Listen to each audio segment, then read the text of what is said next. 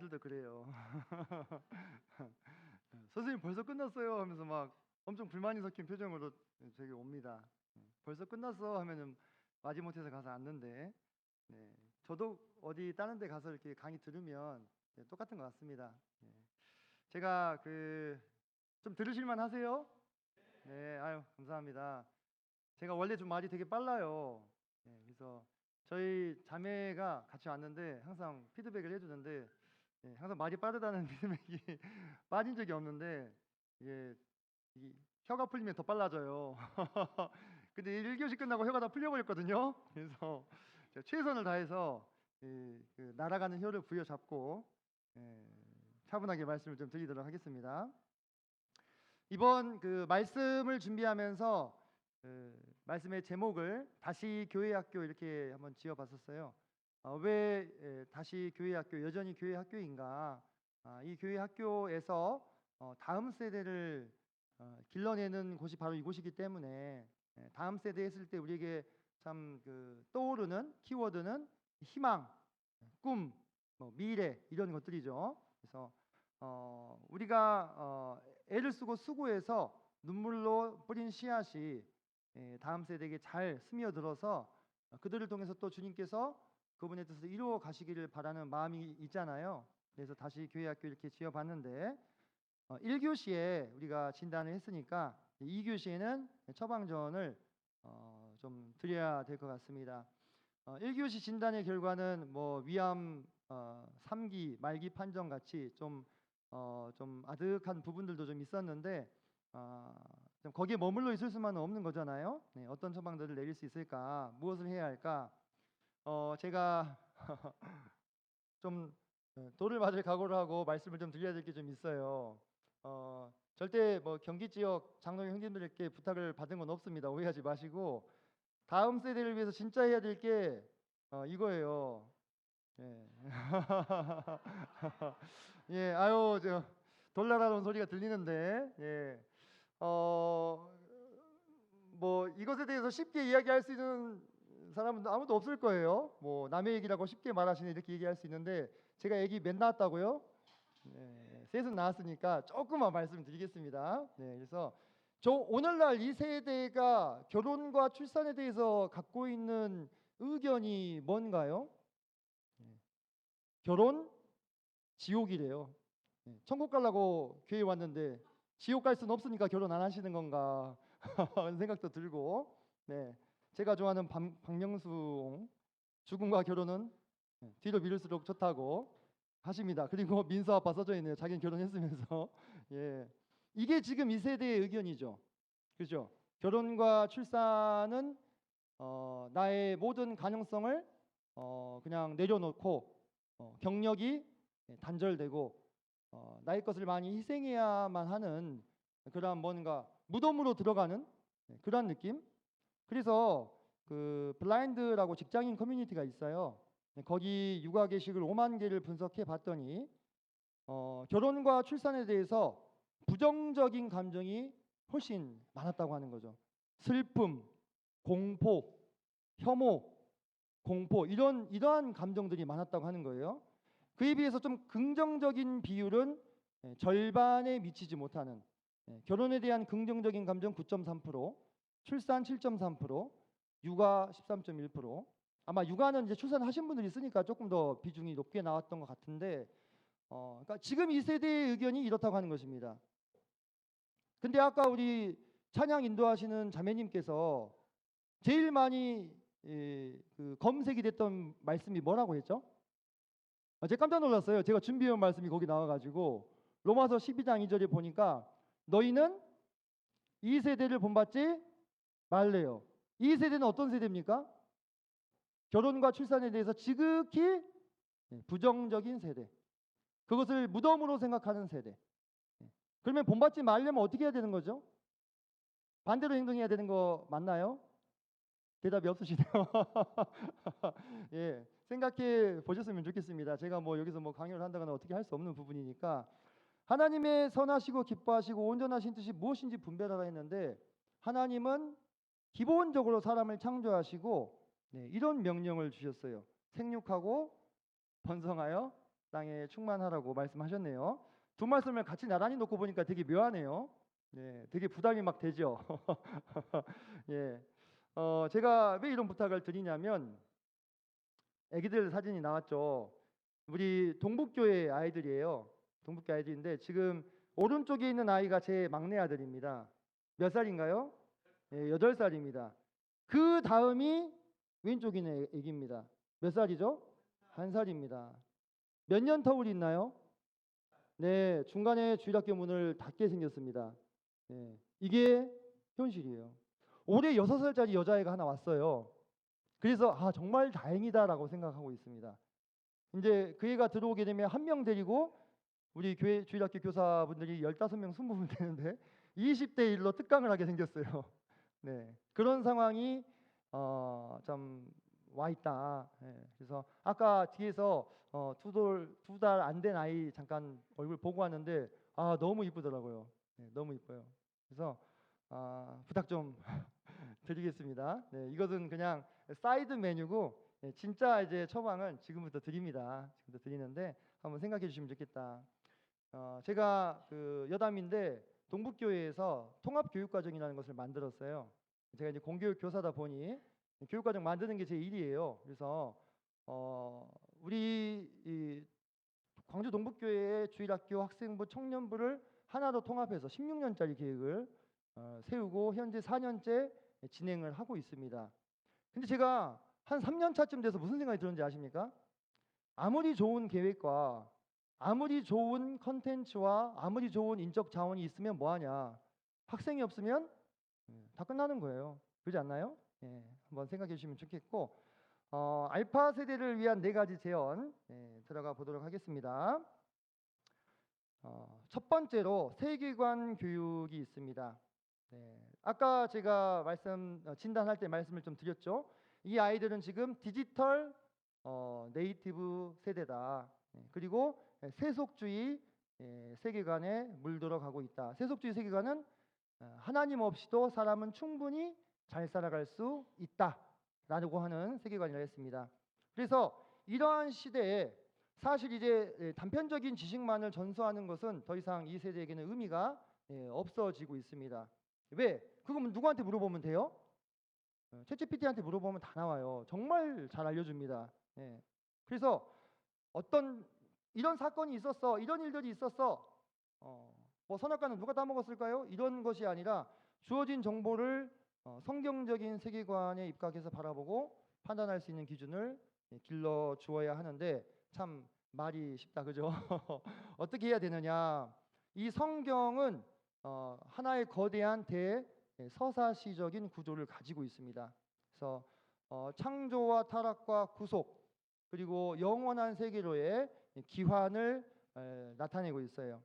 그래서 이러한 성경의 대서사가 이렇게 아이들의 마음 안으로 체화가 되도록 해야 합니다. 단시간에 이루어지진 않겠죠. 그죠? 단시간에 이루어지지 않기 때문에 16년짜리 계획을 만든 거예요. 근데 이런 세계관이 딱 장착이 되게 되면 이 세계관을 바탕으로 세계관은 이 안경과 같은 거라고 생각하시면 됩니다. 만약에 제 안경이 선글라스면 제가 쓰면은 세상이 어떻게 보일까요? 검정색으로 보이겠죠. 만약 이 안경 렌즈에 빨간색 물을 들이면 제가 이걸 끼면 세상이 어떻게 보여요?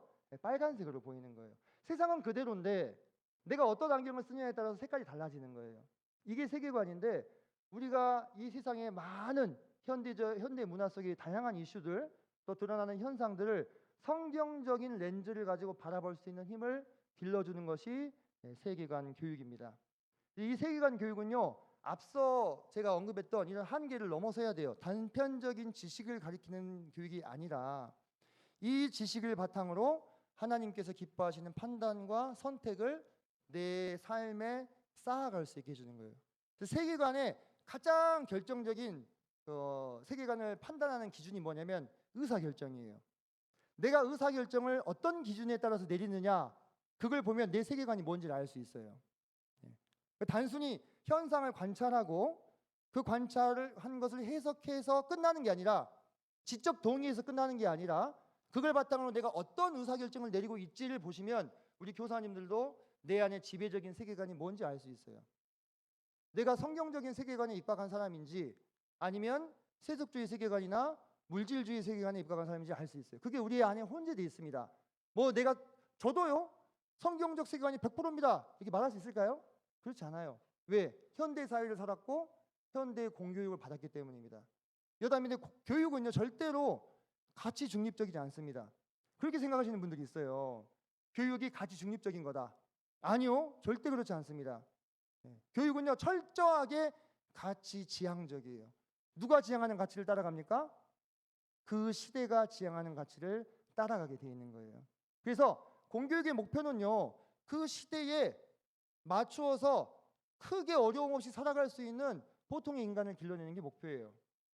그러려면 어떻게 해야 됩니까? 그 시대 사조를 따라가야 하는 거죠. 그 가치를 충실히 반영하는 겁니다.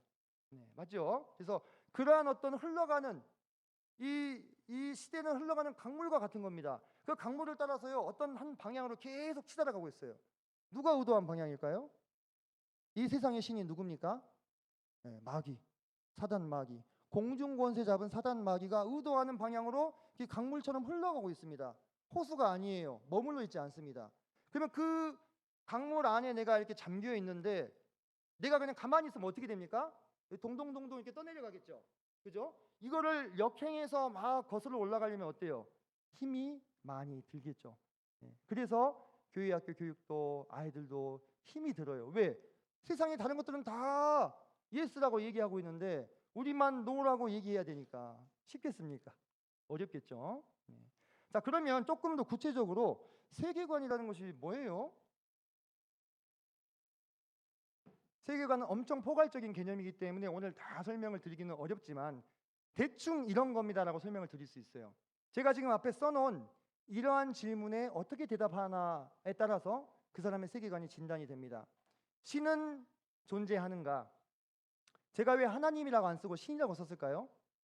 보편적인 표현 쓴 거예요. 보편적인 표현. 하나님은 우리가 기독교에서 쓰는 표현이잖아요. 근데 기독교를 인정하지 않는 사람들은요 하나님이라는 표현도 터부시해요. 신 또는 초월적인 존재가 존재 하나하나 이것을 사람이 내가 정말로 생각하고 있고 이 내가 생각하는 것이 내 의사결정에 영향을 미치고 있는지까지 봐야 돼요. 그래서 신이 있다고 믿는 이 가치관이 그 사회에 전반적으로 퍼진 곳과 신은 존재하지 않는다. 대표적으로 공산주의 국가들입니다. 유물론 사상에 입각한 그들의 이 평상시의 도덕과 윤리가 엄청 차이가 납니다. 좀 예민할 수 있겠지만 우리나라 사람들이 되게 어느 나라 사람들 욕해요? 저기 있는 그 C로 시작하는 나라 사람도 엄청 욕하죠. C 잘 모르시나? 차이나. 네. 근데 중국 사람들이 왜 그렇게 평상시에 윤리와 도덕이 이렇게 확 내려가 버렸어요? 그들을 지배하고 있는 세계관이 뭡니까? 신은 없다. 죽으면 끝이다. 물질이 전부다. 유물론적인 사상에 입각한 교육을 배워서 그래요.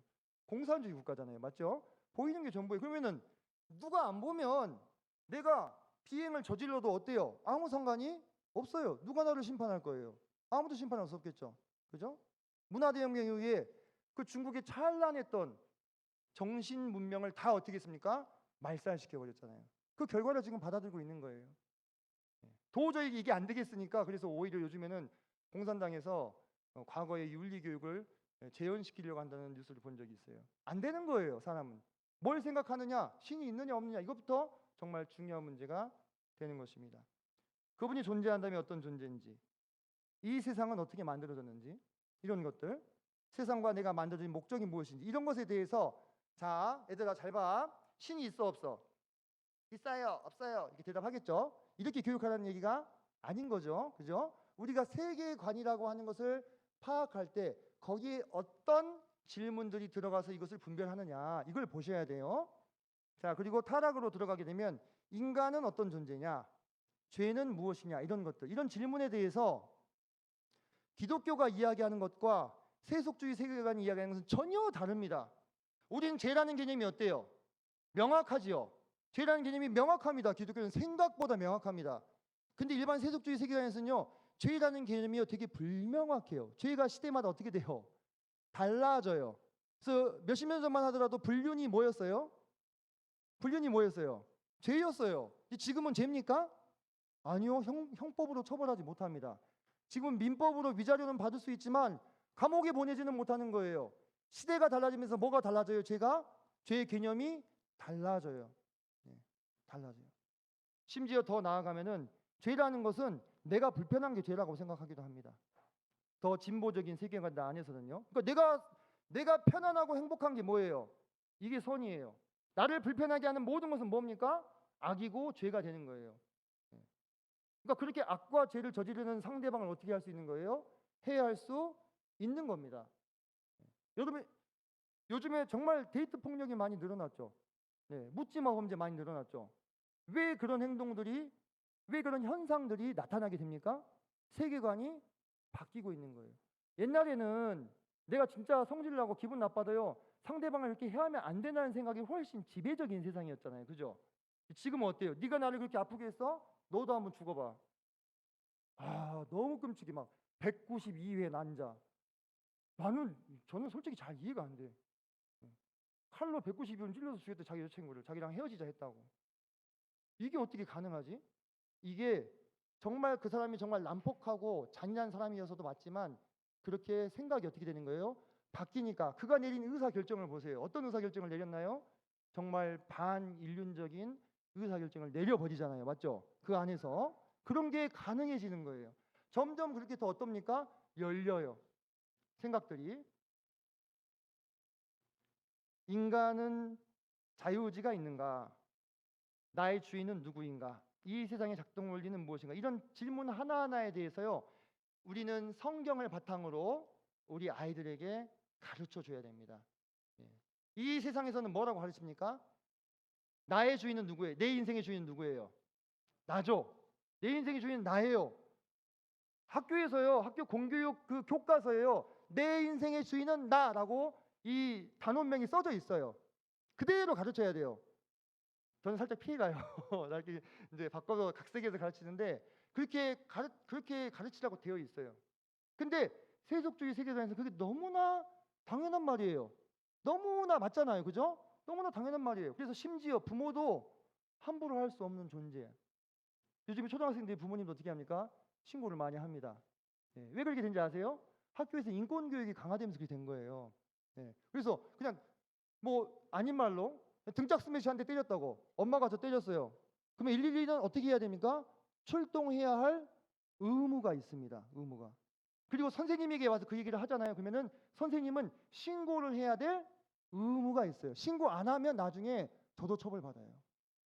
그렇게 시대가 어떻게 되고 있습니까? 바뀌어가고 있어요. 자, 구속. 인간은 구원받아야 할 존재인가? 당연히 기독교는 뭐라 얘기합니까? 당연히 구원받아야 될 존재라고 보죠. 하지만 다 그렇게 보지 않아요. 다 그렇게 보지 않는 거 아시잖아요. 그죠? 다른 세계관에서는 왜 신이 뭔데 나한테 뭘 해줬다고 날 구원하니 많이 그래. 이렇게 나와요. 아예 신인의 존재 자체를 부정하는 사람들도 너무 많고 내가 뭘 잘못했는데 지옥에 가야 되고 내가 구원을 왜 받아야 되는데 이렇게 나오는 거예요. 근데 그러한 어떤 세계관의 영향을 누가 받겠습니까? 우리 아이들이 학교에서 거의 지내는 시간 동안 계속 받는 거예요. 신이 타락한 세상을 향해 어떤 계획을 가지셨는지 이런 것은 앞에서 창조와 타락에 대한 세계관이 어느 정도 형성된 아이들한테 이야기가 될 수 있겠죠. 그죠? 내가 죄인인지도 모르고 내 인생의 주인이 난데 왜 나를 구해요? 이렇게 나오는 거예요. 그죠? 이게 사실 현실적으로 우리가 봤을 때 각 지역교회 교회 학교에서 열심히 잘 가르쳐지고 있습니다. 다양한 또는 설교나 또는 상담이나 이야기를 통해서 그 아이들이 계속 들어요. 근데 그게 여러분들 잘 한번 관찰해 보세요. 이게 중학교쯤 넘어가면 어떻게 됩니까? 뭔가 조금 달라집니다. 그죠? 아이들이. 그래서 아까 제가 그랬죠. 현상을 관찰하고 해석하는 데까지는 교회에서 배운 대로 이야기를 해요. 근데 그 다음에 어떤 단계에서 의사결정 단계에서 교회에서 배운 대로 안 하게 됩니다. 그거는 뭐예요? 그 아이의 세계관이 어떤 상태라는 거예요? 아직 정착되지 않은 설익은 상태예요. 이것에 대해서는 뒤에서 좀 더 말씀을 드리겠습니다. 영혼 세계에 대해서 세상에 끝이 있는지, 끝이 있다면 어떻게 되는지, 죽음 다음에 인간이 어떻게 되는지, 죽은 다음에 끝이지 라고 생각하는 사람은 훨씬 막 살 가능성이 높아요. 통계적으로 이거는 연구가 된 부분입니다. 내세는 존재하는지, 천국과 지옥 그런 게 어딨어? 라고 생각하는 사람과 진짜 그게 있어, 진짜 믿어, 그리고 그것에 입각한 의사결정을 내리는 사람의 삶은 어떻게 될 수밖에 없을까요? 완전히 달라질 수밖에 없는 거예요. 완전히. 사실요, 저는 대단히 좀 걱정이 되는 부분이 뭐냐면 이 지옥에 대한 인식이요, 그리스도인들도요 약해지고 있어요.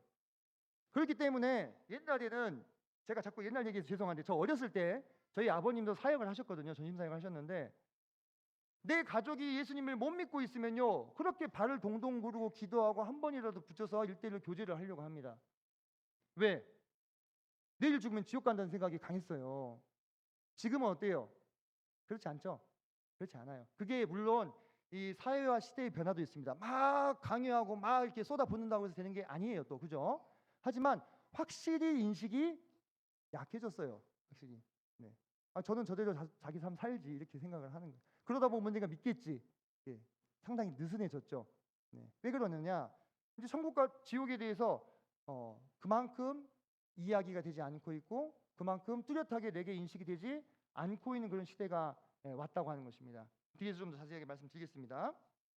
그래서 이럴 때에 우리는 더욱더 성경 바탕으로 교회에서 이 세계관을 확실하게 잡아주는 교육을 해야 할 필요가 있는데, 세계관의 충돌이 일어나는 장면 하나 보실게요.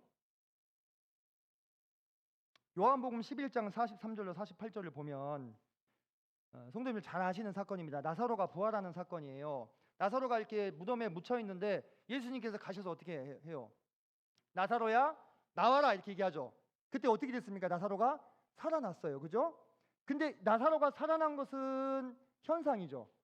사건이잖아요. 그죠? 근데 이 사건을 바라보는 사람들의 이 반응이 어때요? 둘로 갈라져요. 자, 한쪽은 예수께서 하신 일을 본 많은 유대인이 그를 믿었다고 나옵니다. 그런데 다른 한쪽은 바리새인들에게 가서 예수께서 하신 일을 알려요. 근데 그 이야기를 듣고 대제사장과 바리새인이 어떻게 해석하냐면 우리가 어떻게 하겠느냐?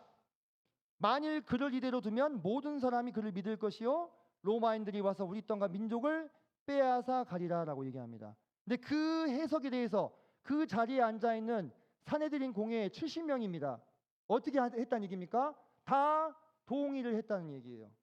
동일한 사건인 부활 사건을 보고도요, 그들의 반응이 어떻게 됐습니까? 달라졌어요. 왜 그래요? 그 둘의 세계관이 달랐기 때문이에요. 예수님이 하신 일을 보고 믿은 사람은 예수님은 누구다? 하나님이다라고 본 거예요. 근데 다른 쪽 세계관의 사람들 어떻게 본 거예요? 예수는 사기꾼이요 민족의 반역자다 이렇게 본 거예요. 너무 다르죠? 똑같은 사건 본 거 맞아요? 너무 다르잖아요. 바로 이런 겁니다. 우리 아이들이 성경적인 세계관을 탑재하지 못하고 세속적인 세계관을 탑재하게 되잖아요. 똑같은 상황을 보고요, 다른 해석으로 반응하게 됩니다. 그래서 결국은 어떤 의사결정을 내립니까? 예수님을 잡아가잖아요. 맞죠? 이게 지적 동의에서 끝나는 게 아니라니까요. 세계관은 거기서 더 나아가서 결정을 내려요. 뭔가 자신의 의지를 사용해서.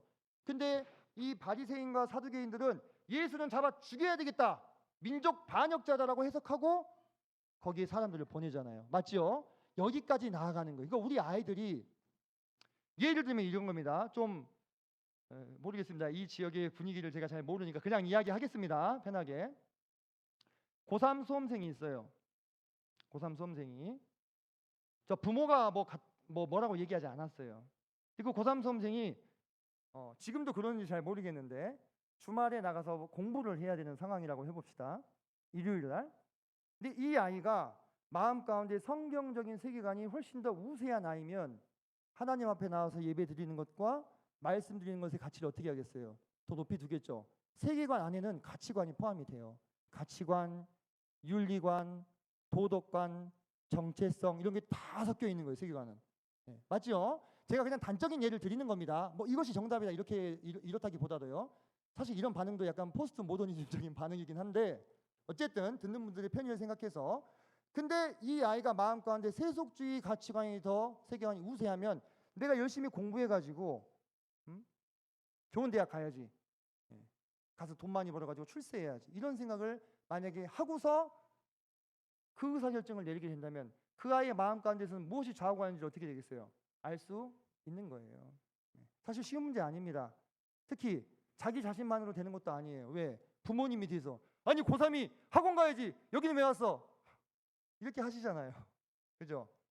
그 아이의 세계관을 와장창 무너뜨리는 일인 줄 모르고 자식 잘 되라고 하는 이야기지만 우리는 그런 것들에 대해서 분별력을 좀 가져야 될 필요가 있는데, 이러한 세계관과 관련된 내용들이 어디에 많이 나오냐면 창세기에 다 나와요. 창세기. 사실 우리는 그래서 저는 그렇게 생각합니다. 사실 성경 교육 창세기만으로도 충분할 수 있다 이렇게 생각합니다. 주일학교는요. 네. 그래서 창세기에 나오는 수없이 많은 인물들이 그들이 닥친 상황 속에서 어떻게 판단하고 반응하는지를 한번 보세요. 그 안에 성경적인 세계관의 답이 실은 다 나와 있습니다. 그래서 아까도 제가 그런 말씀 드렸는데 유튜브와 인스타그램과 경쟁해야 되는 성경이에요. 이전 세대의 방법론으로 과연 경쟁이 될까? 네, 그래서 우리가 교수법에 대한 고민과 시도가 정말 많이 필요합니다. 제가 오늘 핸드북 보니까 핸드북에 3가지 주제에 대해서 이렇게 활동들 넣어 놓으셨더라고요. 너무 좋더라고요. 이렇게 다양한 방법으로 아이들이 계속 전달해 줘야 됩니다. 일방향적인 사실 지금과 같은 이런 설교의 형태만으로는 한계가 있는 거잖아요. 지금 아이들은. 그죠? 그래서 우리가 다윗을 한번 보면 다윗에게 다윗이 골리앗과 싸우겠다고 합니다. 그죠? 그때 사울이 어떻게 해요? 자신의 무구를 주죠. 근데 성경 보니까 사무엘상 17장 39절에 다윗이 칼을 군복이에 차고는 익숙하지 못함으로 시험적으로 걸어보다가 사울에게 말하되 익숙하지 못하니 이것을 입고 가지 못하겠나이다. 근데 그 사울의 무구는 어때요? 그 전시대에 사울이 수없이 많은 전공을 세웠던 그 칼과 갑옷이에요.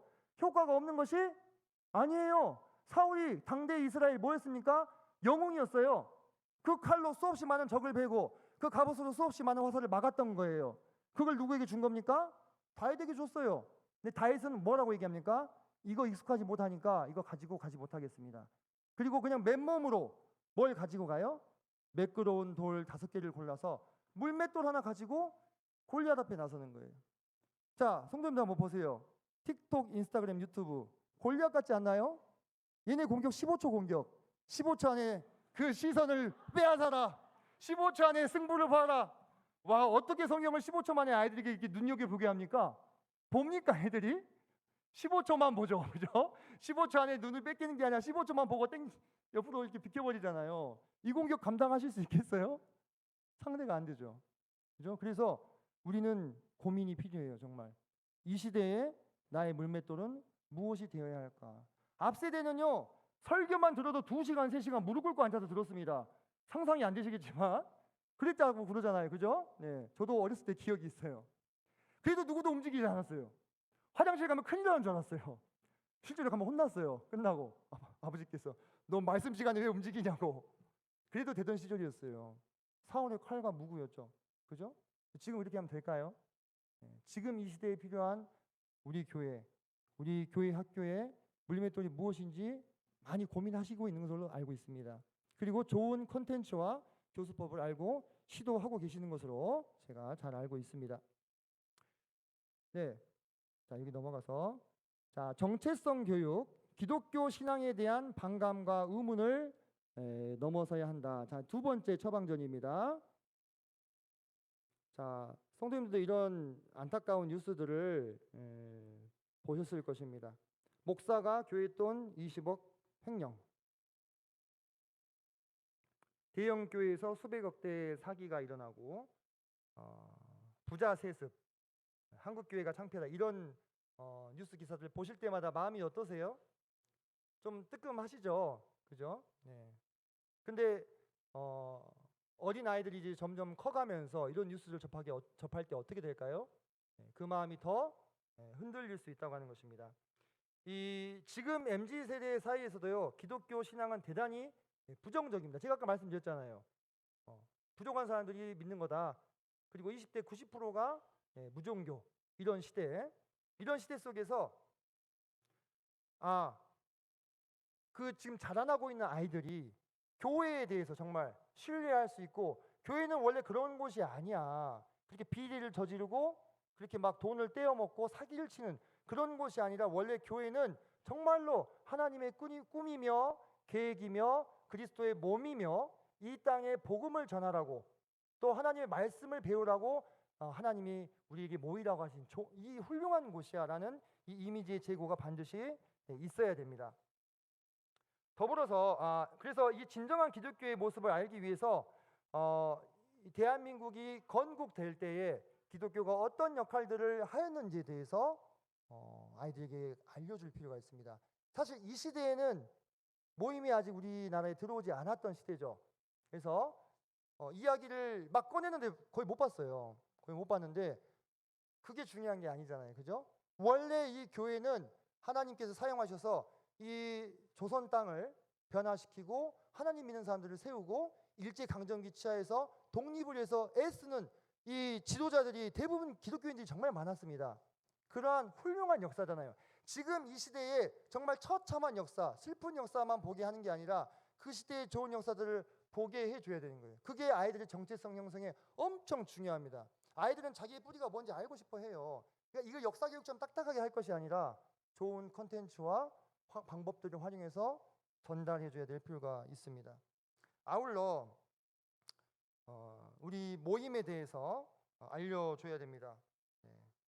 이 형제교회 또는 모임이라고 불리는데 이게 주류 기독교 교육과 어때요? 어느 정도 차이가 있죠. 예배당 들어왔는데 일단 신발부터 다 벗잖아요. 그죠? 이것도 달라요. 그리고 머리에 뭐 이렇게 다 쓰고 계시잖아요. 그죠? 이런 것들. 또 목사님이라는 칭호도 쓰는 것도 있지만 아직도 형제 자매님을 많이 부르고, 그러니까 이 아이들이요 자기 친구들을 데리고 오는데 이 친구들이 몇 번씩은 기성교단의 교회에 나가본 경험들이 다 있어요. 거기 가면은 그냥 신발 신고 들어가가지고 그냥 이런 거 안 쓰고 그냥 이렇게 예배 드리는 모습들을 많이 봤을 거 아니에요. 그 상태에서 이 교회에 오면은 뭐라고 얘기하냐면, 야 너희 교회 이상하다 이렇게 얘기해요. 그 한마디가요 그 애한테는 어떨까요? 1톤짜리 뿅망치입니다. 빵 때리는 거예요. 왜? 애들은 뭐가 중요합니까? 다른 애들이 뭐라고 하는지가 되게 중요해요. 왜? 아직 정체성이 완전히 확립되지 않았어요. 다른 아이들이 이야기하는 것에 많이 영향을 받을 수밖에 없습니다. 어리니까. 그죠?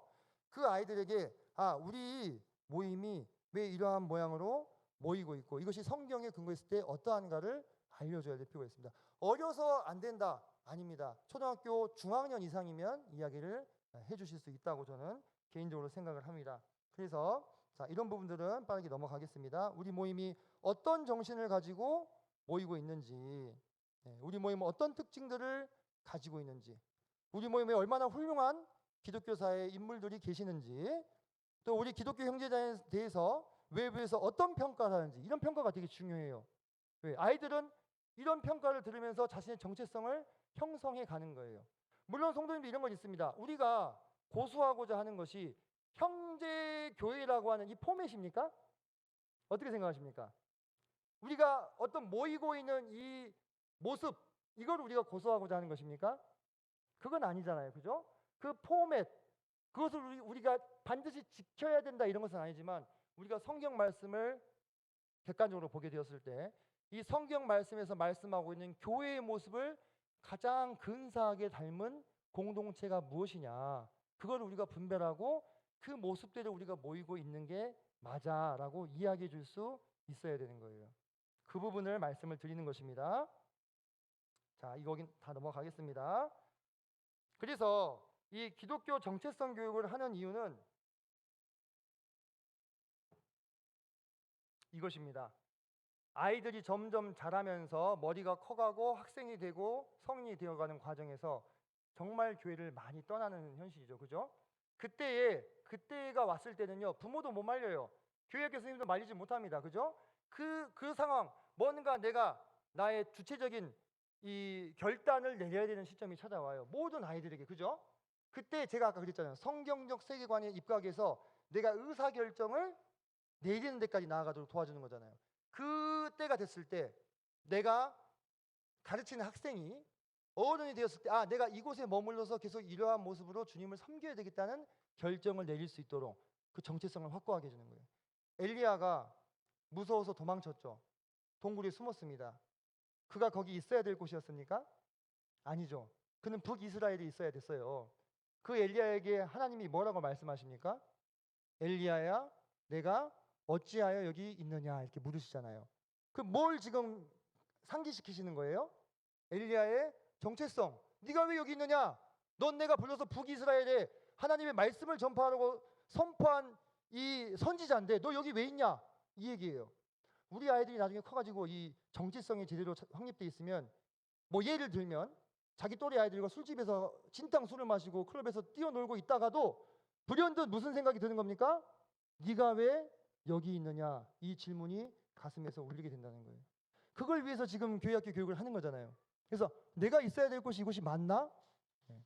그래서 궁극적으로 이 정체성 교육은 나의 하나님을 만날 수 있게 해주는 거예요. 이것은 단편적인 지식들만 가지고는 어렵습니다. 실제 교회학교의 교육을 통해서 아이들이 선택할 수 있도록 결정할 수 있도록 기회를 줘야 됩니다. 가장 대표적인 교육 중에 하나가 저는 이거라고 생각합니다.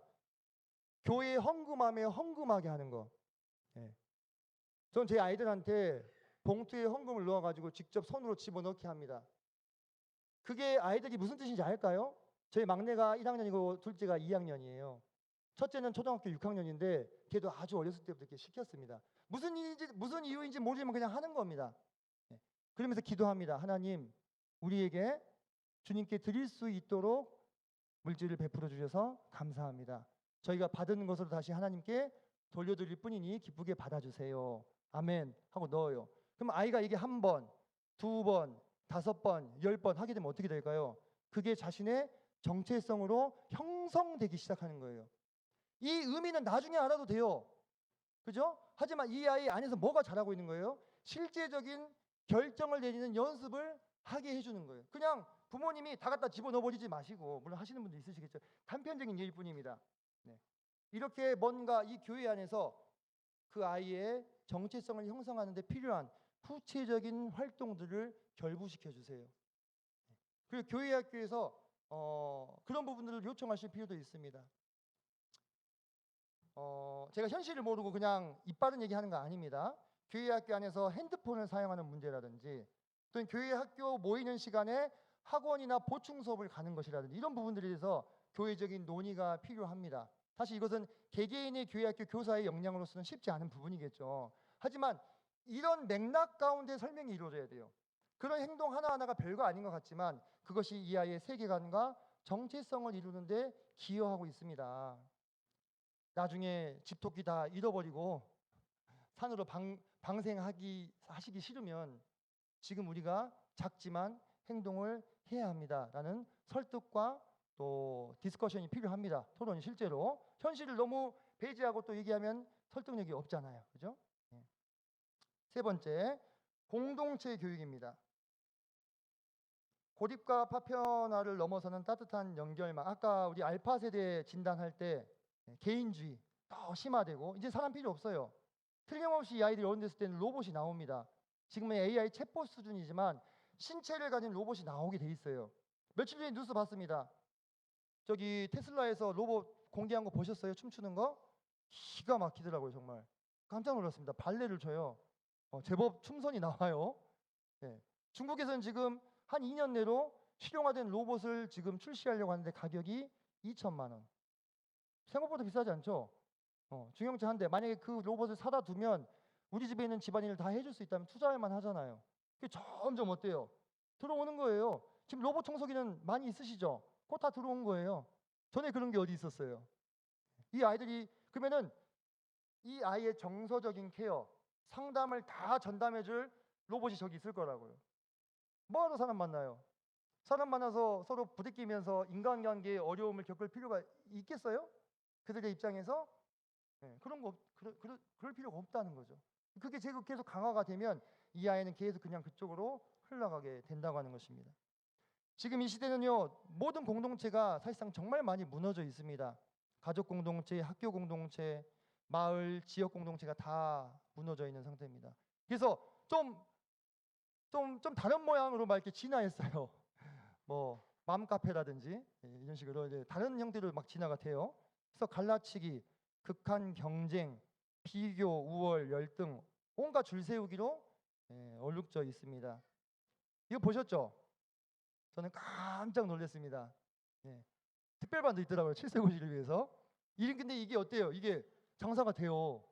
장사가 되는 거 하는 거잖아요. 그죠? 칸 경쟁, 7세 의사반. 20년 뒤 의사 재미없을 건데. 네, 이런 것들을 준비하게 하는 거예요. 왜? 주변에 있는 애들 다 제끼고 내 새끼가 가서 의사 돼야 되니까 7살 때부터 준비해야죠. 그렇게 보는 거예요. 네. 방 밖에 나가지 않고 은둔형 외톨이로 지내는 사람들이 서울에서만 10만 명이 넘는다고 합니다. 지금 우리 한국 사회에 너무나 어둡고 안타까운 단상들인데, 이 가운데 교회가 이들을 연결하는 연결망의 역할을 우리 아이들에게 해줘야 한다. 그래서 오늘 이 시간에 지금 우리 이 광주에서는요, 세계교 학생회가 처음으로 연합 모임을 가집니다. 같이 모여서 뭔가 한대요. 너무 반갑더라고요. 자꾸 모이고 믿음 안에 친구들을 만들어주고 또래 친구들을 만들어주고 그들이 서로 또 그걸 형성하게끔 도와줘야 됩니다. 광주 지역 청년 연합 집회를 전에는 한 달에 한 번씩 했는데 지금은 좀 많다 해서 2달에 한 번씩 하고 있습니다. 같이 모여서 뭐라도 이야기하고 교제할 수 있도록 하고 있습니다. 그리고 지금 여기 예담이 강습회에 모이신 것처럼 호남 지역에서도 강습회를 위해서 많이 모이죠. 그죠? 그런 과정들을 통해서 길러진 청년들, 참 너무나 고마운 동역자로 신실하게 옆에서 함께 사역을 감당하고 있습니다. 제가 청년 사역 지금 현재 13년째인데 제가 1년차 때 맡았던 청년들 있을 거 아니에요. 그죠? 그 1년차 때 맡았던 청년들이 지금 다 팀장이에요. 다 옆에서 나름대로 주님을 성실하게 신실하게 섬기고 있는 모습들 볼 때 너무 고맙고 감사가 됩니다. 네 번째로 성경 교육, 반성경적인 세계관, 아까 제가 말씀드렸잖아요. 포스트 모더니즘의 모든 10가지 항목이 다 반성경적인 이 시대에 그 시대를 거스를 수 있는, 그 강물을 거슬러 올라갈 수 있는 힘은 어디서 나오느냐? 결국 성경에서 나온다고 하는 거죠. 그래서 디모데후서 3장 16절로 17절 말씀, 제가 정말 좋아하는 말씀이고 우리 동북교회 통합교육과정의 이 핵심 구절입니다. 핵심 구절인데 같이 한번 읽었으면 좋겠습니다. 시작. 모든 성경은 하나님의 감동으로 된 것으로 교훈과 책망과 바르게 함과 의로 교육하기에 유익하니 이는 하나님의 사람으로 온전하게 하며 모든 선한 일을 행할 능력을 갖추게 하려 합니다. 감사합니다. 하나님의 사람으로 온전하게 하며 모든 선한 일을 행할 능력을 갖추게 하는데 성경, 성경이 그 역할을 할 수 있다고 하는 거예요. 그래서 이 성경을 가르치다 보면 선생님들이 힘든 성경들이 있어요. 예를 들면 아가서 어떻게 강의를 할 것인가, 어떻게 가르쳐 줄 것인가. 사실 아이들한테 하긴 좀 적합하지 않죠, 그죠? 또는 뭐 욥기 어떻게 해야 되지? 어려우시죠. 근데 저는 감히 성경은 통으로 가르쳐야 된다 이렇게 주장하는 사람입니다. 그리고 통전적인 성경 교육을 하는데, 제가 아까 16년짜리 계획이 있다 했잖아요. 우리 교회학교 교육과정에 보면 성경을 창세기부터 계시록까지 싹 분해해가지고 초등학교 1학년부터 대학교 4학년 기준으로 한 번 배울 수 있게 편성을 해놨습니다. 왜 그랬을까요? 왜 그랬을까요? 이 말씀 때문입니다. 모든 성경은 하나님의 감동으로 된 것으로 교훈과 책망과 바르게 함과 의로 교육하기에 유익하다고 하셨어요. 성경이면 되는구나. 이 교육계획을 짤 때 제가 좀 걱정이 앞서더라고요. 무슨 걱정이 왔었느냐? 이렇게 했는데 안 변하면 어쩌지? 이런 생각. 이렇게 했는데 안 변하면 어쩌지? 그런 걱정이 되잖아요. 그죠? 근데 이 말씀으로 믿음을 갖게 됐어요. 그래서 지금 4년째 아이들에게 가르치고 있습니다. 그러면서 아이들에게 하나님의 말씀을 가감없이 전해야 됩니다. 지금 이 시대를 지배하고 있는 어떤 심리학적 관점은 뭐냐면 상대방의 기분을 상하게 해서는 안 된다. 상대방에게 부담을 줘서는 안 된다. 청년들 모이는데 결혼 얘기하면 된다 안 된다? 안 된다. 그런 어떤 기조가 형성이 되고 있습니다. 그게 악이에요. 무슨 얘기인지 이해되시죠? 그게 죄에 대한 정의라고요. 상대방을 기분 나쁘게 하는 거. 그래서 지옥 이야기, 귀신 이야기, 죽음에 대한 이야기, 부정적인 이야기 하지 마라 이거예요. 그런 얘기 말고 좋은 얘기 하라 이거예요. 좋은 얘기도 많잖아요. 맞죠? 근데 그거는 반쪽짜리예요. 이 아이들에게 천국과 지옥이 있고 하나님을 믿지 않고 예수님을 믿지 않고 죽으면 지옥에 간다는 이런 사실들을 정말 가감 없이 그 아이가 부담스러워하고 싫어하더라도, 물론 막 너 죽으면 지옥 가 천국 예수 천국 불신지옥 막 이렇게 하시지 말고 아까 그랬잖아요. 우리의 물맷돌로 아이들이 통할 수 있는 방식으로 전달해 줘야 합니다. 아이들이 알 수 있게끔. 지금 슬라이드가 11장이 남았는데 50분이 넘어갔어요. 그래서 제가 뒤에 있는 내용들은 사실상 우리 이 형제 자매님들께서 다 공감하실 수 있는 내용들이기 때문에 빠르게 넘어가도록 하겠습니다. 자, 이런 거 다 넘어갈게요. 자, 저는 그런 생각을 합니다. 네이비실 아시죠? 미국의 특수부대. 이 네이비실 한 명을 길러내기 위해서요 수억 원이 든다고 합니다. 그만큼 이 군인 한 명은요 엄청난 전략 자산이에요. 국가적으로 관리하는. 그러니까 보통 막 50명, 100명 죽는 것도 정말 문제지만 이 네이비실 대원 한 명이 죽으면 어때요? 엄청난 손실입니다. 맞죠? 지금 이 시대에 사실 절대적으로 아이들이 부족합니다. 그거는 우리가 어떻게 할 수 없어요. 받아들여야 되는 현실인데 그렇다면 이 아이들을 어떻게 키워야 될 것인가? 이 네이비실 대원들처럼 한 명도 놓치지 않고 정말 사실 숫자가 줄었기 때문에 어려운 것도 있지만 장점도 있습니다. 그 아이의 특성에 맞게끔 개별화 교육을 더 해줄 수 있잖아요. 교회 안에서 한 명도 놓치지 않아야 되는 그런 시대가 왔다. 그래서 하나님의 일꾼으로서 다음 세대를 감당할 수 있도록 우리 아이들을 잘 양육해야 될 필요가 있다. 왜 그러느냐? 우리의 동력이 무엇입니까? 고린도후서 5장 14절에 그리스도의 사랑이 우리를 강권하신다 했습니다. 우리가 생각하건대 한 사람이 모든 사람을 대신하여 죽었은즉 모든 사람이 죽은 것이다. 주님께서 우리를 위하여 죽으시고 부활하신 그 사랑이 우리를 강권합니다. 세 번역에 보니까 이 구절을 이렇게 번역하셨더라고요. 그리스도의 사랑이 우리를 휘어잡습니다. 그래서 우리가 이 교회 학교를 왜 하는지, 아이들을 왜 감당하는지, 우리가 주님께 받은 그 사랑을 바탕으로 이 아이들이 그 사랑을 넘겨주기 위해서. 그래서 우리가 이 땅에서 모든 이 세상의 정욕들이 지나가지만 하나님의 뜻을 행하는 자들이 영원히 남기 때문에, 그리고 그 하나님께서 우리에게 상급을 약속하여 주셨기에 많이 어려운 상황이지만 여전히 교회학교의 현장을 지키고 계시는 우리 교회학교 성도님들께, 형제 자매님들께 정말 너무 수고가 많으시다고, 여러분이 정말로 최후의 이 시대의 보루가 아닌가 하는 말씀을 드리고 싶습니다. 제가 2시간에 걸쳐서 이 시대의 진단과 처방을 드렸는데 길지 않은 시간이었지만 그래도 성도님들께 드려야 될 말씀을 다 나눈 것 같습니다.